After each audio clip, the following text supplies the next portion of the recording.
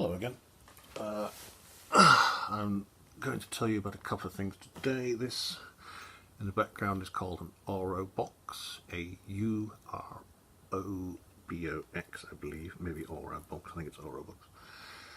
It's one of these sort of MP3 playing Bluetooth enabled speaker thingamies, but it's got this nice unique selling point. It's got these programmable pixel displays. You can get 8 frames.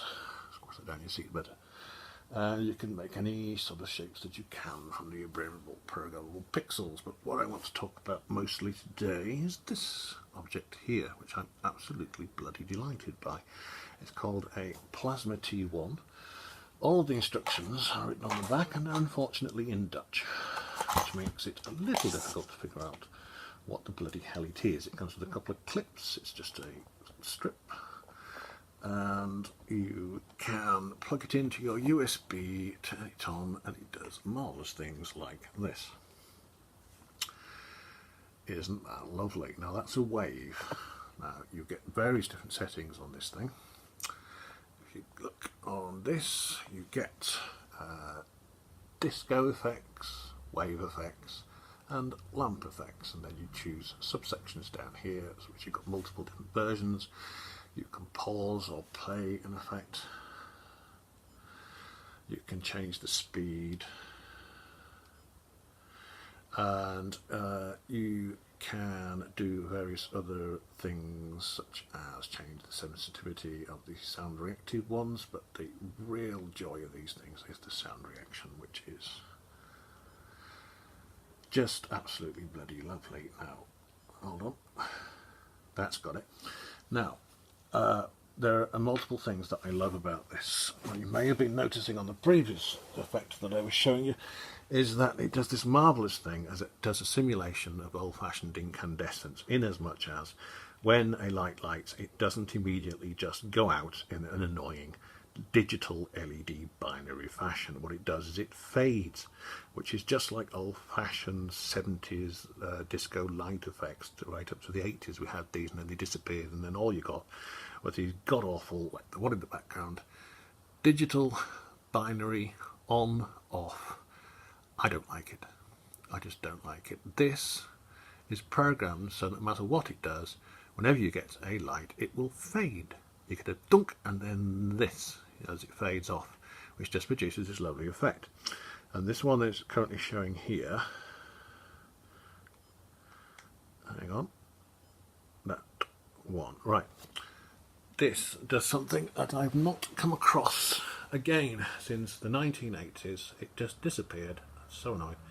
2 things. 1, it is directly connected to the sound. The sound is actually directly being made into light. So when they say sound to light, they damn well mean sound to light. You can see sound.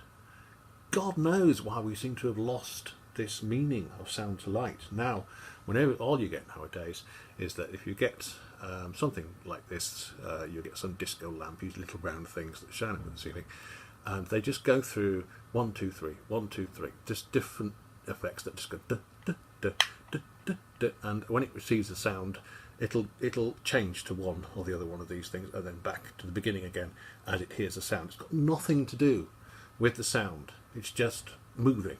It's just changing preset lighting effects. They're horrible. They don't really do anything to the sound at all. But this one directly connected to the sound. Now check this out. I'm sorry, there's some bloody builder has just decided to turn up outside and run his van at a high volume. I hope you can't hear that. But anyway, if I make a noise like this, can you see that the blue in the centre is lighting up because it's hearing treble? And if I make a noise like this, that's me making bass noises, which means that you'll get the outside lighting up. And in the centre of those is, of course, mid. So you get, oh, we're getting full on, you know, trying in the middle of making this, talking about something that reacts to sound. And now, I don't know if you can hear it. Someone's just arrived and just started breaking up the pavement right out directly outside my house. What a joy. Well, I'm so drawn. So anyway, yeah, I absolutely adore this. I mean, if you stick that behind your TV and you've got some music or you're watching some program, it works great for action movies, and you get this representation of the sound that's going on, which just makes the whole thing just way more mesmerising. It's fantastic for watching something like a concert. If you're putting something like a Kraftwerking concert on or something like that, which is one of my favourite ones at the moment. Absolutely brilliant for that, and I love the effect that it produces. And just for a demonstration, this is actually turned up a little higher than it really should be for this. I'll show you how to change sensitivity. To do Shift and then M. I'm never quite sure what M does on its own, but Shift and M produces this effect. And what that is on this side, right up to, you can see it changing there. This is the amount that it's hearing generally, and this is basically silence. It turns off after a period of time, bring it back again. And then the green dot is where you set it to react. So if I move that along, you see that? And if I go, yeah, you see the red going up and down. Right, if you set it to just one below what it's generally reacting to, that seems to work best. I'm going to put it there for this demonstration. And then if you just wait a while, as you did before, it will go back, there we go, to the normal sound reaction. I'm going to put it on this setting, which is one of my favourites because it's one of the very few that is not always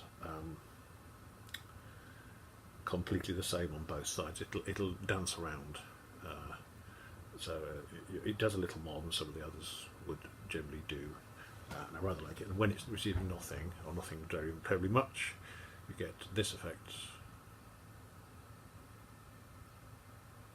Well, you get little twinkling coloured lights, which I just find very pleasant. Right, I've got a bit of something queued up which I'm going to play, a television show.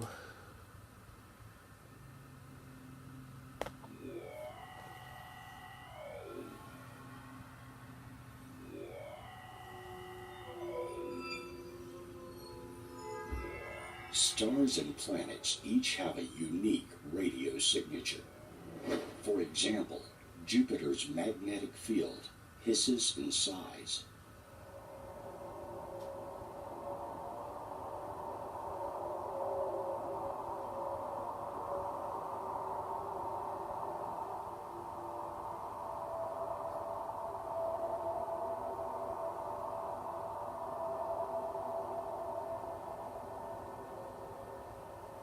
Neptune sounds like a vast, desolate ocean.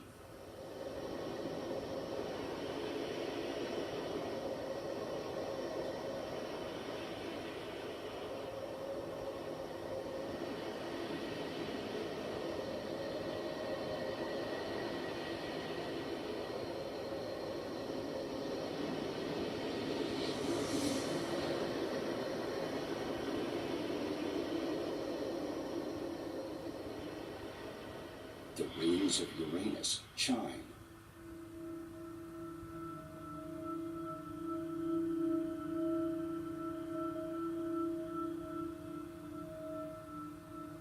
And Saturn has an eerie, bold sound of wind and tone.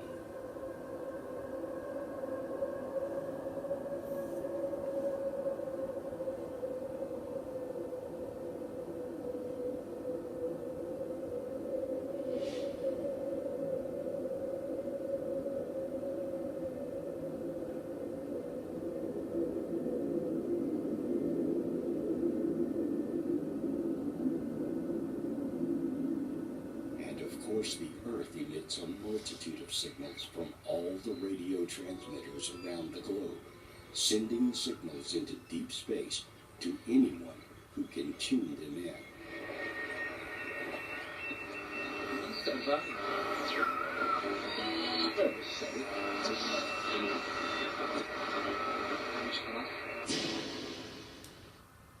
Isn't that bloody lovely? I really, really like this. This is my new favourite thing in the world. Everybody that comes around is just mesmerised by it. I think it's delightful. It's so nice to find something that directly connects to the sound and has managed to iron out the usual problems of digital cheddar.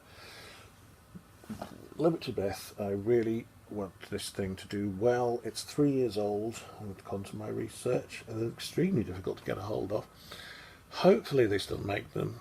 Excuse my voice is cracking. and I recommend that you get one. As I say, Plasma T1. I'll stick a link in of where I got this particular thing from. Yeah, buy one. They're bloody marvellous. I think they're great.